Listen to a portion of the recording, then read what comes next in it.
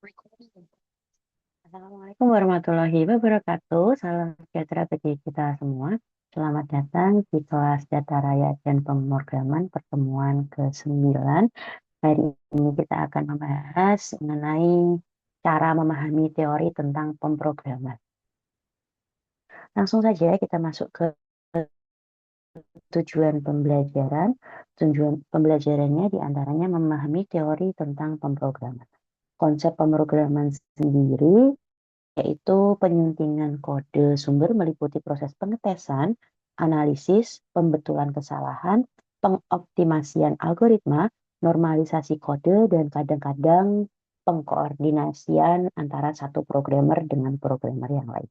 Pemrograman komputer merupakan suatu proses interaktif penulisan dan penyimpanan kode sumber sehingga membentuk sebuah program. Jadi dalam hal program komputer, walaupun kita menggunakan software ya, sebenarnya semua kendali ada di manusianya.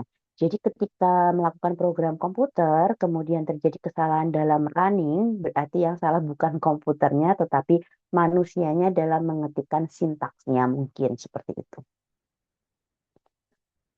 Untuk bahasa pemrograman, sebelum masuk ke programming, itu pertama kita harus tahu bahasa pemrograman terlebih dahulu. Cara simpelnya, sebagai manusia yang tinggal di Indonesia, kita punya bahasa yaitu bahasa Indonesia. Sehingga jika kita komunikasi dengan sesama manusia dengan menggunakan bahasa Indonesia antara manusia satu dengan manusia yang lain, itu nyambung seperti itu ya. Begitu juga dengan pemrograman. Di dalam pemrograman itu yang mengoneksikan atau menghubungkan antara manusia dengan program disebut dengan bahasa pemrograman. Karena di sini programnya adalah benda mati ya, sehingga yang harus belajar bahasa pemrograman adalah manusianya. Jadi diharapkan dengan mata kuliah ini nanti kita bisa semakin memahami bahasa atau mungkin kode dari makhluk lain seperti itu. Bahasa pemrograman adalah bahasa yang digunakan untuk memberikan instruksi tertentu kepada komputer sehingga komputer dapat memberikan jawaban atas instruksi yang diberikan. Bagian bahasa yang dapat dipahami oleh komputer disebut biner. Sesuai dengan namanya, biner berarti ada dua kemungkinan, iya atau tidak, nol atau satu, seperti itu ya. Proses menerjemahkan bahasa pemrograman ke dalam biner nanti disebut dengan kompilasi. Perlu diketahui bahwa walaupun bahasa pemrograman sangat banyak jenisnya, setiap bahasa pemrograman itu memiliki fitur-fitur yang unik, memiliki aturan-aturan yang unik yang harus dipahami. Tapi tidak menutup kemungkinan antar bahasa pemrograman memiliki kesamaan atau mungkin nanti bisa dihubungkan. Seperti itu. Contoh bahasa pemrograman di sini yang paling dianggap simpel ada dua ya, Python dan PHP. Nah, untuk mengetahui lebih lanjut, karena kita membahas tentang pemrograman, alangkah baiknya jika kita tahu lebih lanjut tentang Python dan PHP. Untuk itu, pada pertemuan 9 ini, saya akan memberikan tugas pertama, yaitu tugas pertama nomor satunya adalah mencari tahu apa itu Python dan PHP, bagaimana kriterianya, bahasa pemrogramannya, kemudian segala sesuatu lah tentang Python dan PHP. Kalau misalkan kalian sedang naksir cewek atau cowok lain gitu biasanya kan jadi stalker ya. Nah, silahkan stalking aja Python dan PHP. Sebenarnya Python dan PHP ini apa sih seperti itu. Kemudian akhiri dengan kelebihan dan kekurangan antara Python dan PHP. Jadi bandingkan dua bahasa pemrograman ini aja. Kemudian kalau misalkan memungkinkan mulai diinstal atau digunakan sesuai dengan tutorial yang ada di YouTube kan sudah banyak. Silahkan nanti dicari, dipelajari atau mungkin dibaca-baca saja gitu. Kelebihan dan kekurangan antara Python dan PHP ini apa? Apakah bisa dibandingkan atau ternyata tidak dapat dibandingkan, tetapi kelebihannya apa, kelemahannya apa, itu harus tahu. Itu sebagai tugas pertama nomor satu ya.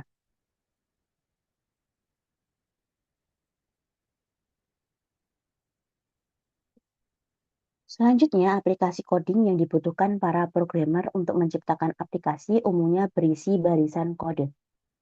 Barisan kode ini mungkin nanti kadang saya menyebutkan sebagai sintaks. Semakin lengkap barisan kode tersebut, maka aplikasi yang dihasilkan pun semakin maksimal. Dengan aplikasi coding, programmer bisa menyusun barisan kode tersebut hingga membentuk aplikasi baru.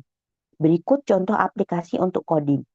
Ada Sublime Text, Visual Code Studio, Notepad tapi yang plus-plus ya, Ada Komodo Edit dan ada Atom. Mungkin ada yang Python yang bisa di-download di python.org. Silahkan nanti di-download saja. Kemudian kalau Python biasanya nanti menggunakan yang disebut IDLE ya, IDE. Dan nanti kalau di running, setelah itu di running dan hasilnya akan keluar di output. Nah, gitu. Itu mekanismenya. Itu kalau untuk Python. Selanjutnya untuk struktur sendiri, setiap bahasa pemrograman itu memiliki struktur dasar bahasa pemrograman yang berbeda-beda. Akan tetapi, struktur tersebut dapat dimasukkan dalam beberapa kategori. Beberapa kategori struktur dasar bahasa pemrograman yang dapat dipelajari oleh pemula itu ada 15. Kira-kira 15 itu apa saja? Nah, itu sebagai tugas kedua ya. Coba dicari tahu 15 itu apa saja. Itu berarti tugas pertama nomor 2. Selanjutnya ada struktur runtutan merupakan struktur algoritma paling dasar yang berisi rangkaian instruksi yang diproses secara sekuensial, yang artinya dikerjakan satu persatu. Mulai dari instruksi pertama sampai instruksi terakhir, artinya dimulai dari langkah pertama, kemudian kedua, ketiga, dan seterusnya hingga akhir. Pada dasarnya, suatu program memang menjalankan suatu proses dari yang dasar seperti struktur seperti ini. Jadi kalau dalam pemrograman, kalau misalkan nih kita mau bikin Indomie, kalau mau bikin Indomie itu nggak bisa kita langsung Indomie jadi, nggak bisa ya. Yang pertama kita harus punya uang. Yang kedua mungkin kita harus mandi dulu sebelum pergi ke supermarket atau toko terdekat beli Indomie. Kalau sudah siap-siap, baru kita ke supermarket atau toko terdekat buat beli Indominya. Kita beli Indominya dulu, kemudian tata cara masaknya pun bukan langsung-langsung cemplungkan gitu, bukan ya, tidak. Tetapi harus membuka bungkusnya dulu, habis itu ambil minyak, rebus airnya, dan seterusnya. Nah, runtutan seperti itu atau struktur seperti itu harus dimulai dari langkah pertama, kedua, ketiga, dan tidak bisa lompat. Contohnya tadi, kalau sudah dapat minyak, kalau mau direbus, bungkusnya harus dibuka dulu dong. Nggak mungkin kalau nggak dibuka langsung dimasukkan. Seperti itu. Nah, dalam struktur ini nanti kita akan mempelajari bagaimana cara runtut dalam mengerjakan sesuatu. Sehingga tradisi pokoknya atau yang penting jadi itu nanti bisa diminimalisir. Seperti itu. Untuk struktur perulangan, kadangkala saat menjalankan sebuah program, kita harus menjalankan sebuah perintah secara berulang-ulang agar program dapat berjalan secara berkelanjutan. Struktur ini dapat menjadi pilihan yang tepat untuk membuat sebuah program menjalankan baris-baris perintah secara berulang-ulang. Nah, tugas pertama tadi sudah ada ya, tugas kedua juga sudah. Sekarang masuk ke tugas 3. Silahkan tuliskan tentang struktur perulangan. Bagaimana cara kerjanya? Struktur perulangan itu ada apa saja, cara kerjanya seperti apa, dan gunanya buat apa. Seperti itu. Sampai sini paham ya? Nanti jika ada kesulitan bisa ditanyakan di grup WA-nya. Lanjut, selain struktur perulangan, ada yang disebut juga dengan struktur percabangan. Untuk struktur percabangan, membuat program juga tidak akan terlepas dari membuat sebuah pilihan dalam menjalankan perintah sesuai dengan syarat tertentu. Pembuat program dapat menggunakan struktur ini untuk membuat sebuah program dengan beberapa pilihan keputusan yang disesuaikan dengan syarat atau kondisi yang dikehendaki. Untuk struktur sendiri, setiap bahasa pemrograman itu kan memiliki struktur dasar bahasa pemrograman yang berbeda-beda ya. Akan tetapi, struktur tersebut dapat dimasukkan dalam beberapa kategori. Seperti yang sudah disebutkan tadi, ini tugas nomor 2.